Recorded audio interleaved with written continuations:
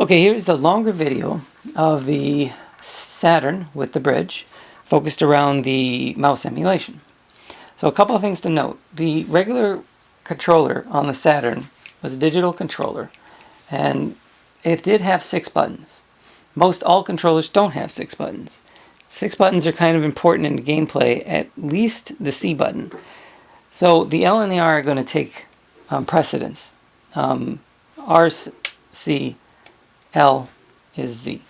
If you wanted to do the L or the R, which can be done, currently the only way to do that would be to, let me demo that actually, reset this emulator. You have to hit L to start the game. So hold up and then hit the L. It's a secondary button, so it has a code in order to do that. That may change, but currently that's the way that that's done.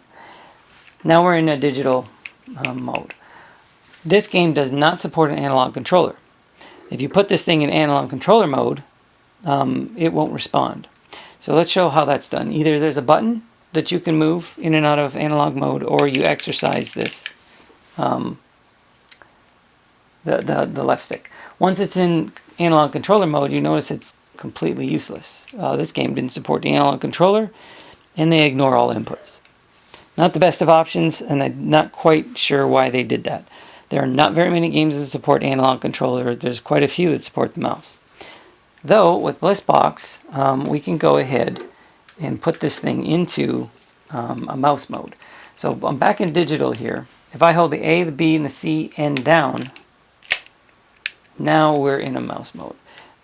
Again, I don't know why they didn't support this. This is a very easy control to use for these types of games. Probably not Arkanoid or Breakout specifically, but why not? Analog was a good choice here. So we can do something the console can't do in that case. But let's explore a few other options. Alright, and you notice that when we unplug, the start button is pressed.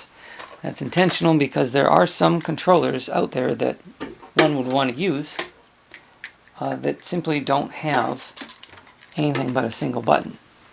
If you wanted to hit start, like I said, you could just unplug the Bliss-Box connector. The start menu comes up. Let's go ahead and reset this.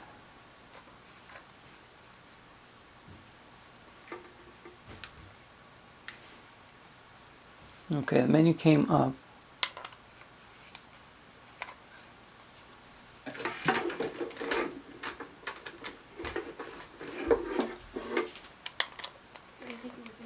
Okay, now we have the analog response. So as you notice that we can't quite make it all the way to the edge. That's again something that could be addressed in firmware, but currently I wanted to demo that if you have a finite edge with mouse emulation, you're not going to get there. With the NES, you would be able to, because it's actually what I would call an absolute device. It maps the exact position where you're at. In this case, it's measuring movement. So you can't actually make it all the way to the edge. Okay, so that being said, let's get something that can. Now the analog control, or the Arkanoid controller, is actually kind of pricey option. So I don't necessarily think that's the best for everybody. But you can get a DJ Hero, which sounds kind of silly, but actually makes a lot of sense. You can use that, and that has an endless spinner. You don't need this piece. You can remove this. But it needs to be there for detection. So once it's detected, you can remove it. But now we get the full range of that horizontal movement.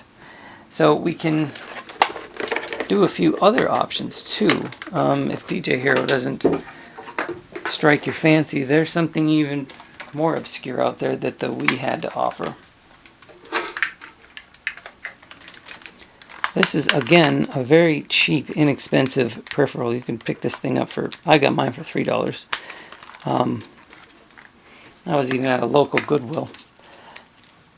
You can use a tablet.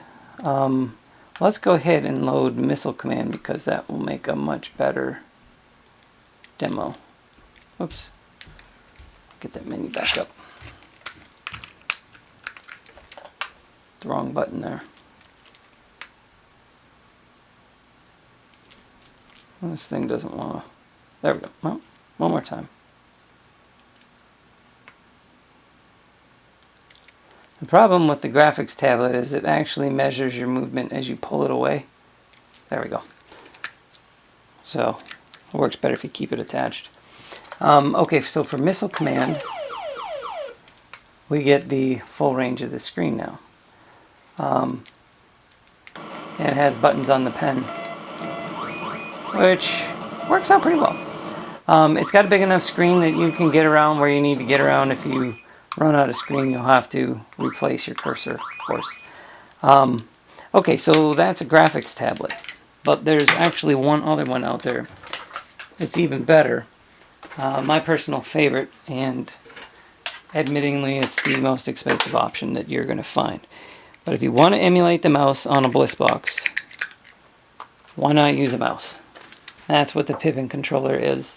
It actually has a full-out mouse. It's a very sensitive, clean feeling, great response for a mouse. You can use it as a trackball too pretty easily. The buttons don't really get in the way. Just depends on how good you are with it. But I think the Pippin is the best of the bunch. There's quite other few peripherals out there that I haven't demoed here in this video, but it's going to support any analog peripheral. The way that it works behind the scenes is that first thing it looks for is if it's a D-pad mode only, it's a digital controller. If it's not a D-pad mode only, it waits for an analog response. If it has a dial, which is the case of the Arkanoid in the DJ Hero, it knows what to do, so it maps it up. In the case of Pippin, that's a specific mapping. It says, okay, I know what that is. That's a mouse, and then it maps everything up. And the triggers on the back, too, work as it would on the Saturn. This is your left, this is your right, and this is the center button. So there we go. That is the longer video in more detail. If you have any further questions, just post them in the comments below, and we'll get that answered up. But this is just the beginning. Mouse has just been added to the bridge on Saturn, so there's probably more yet to come in the way of mouse emulation. So there we have it.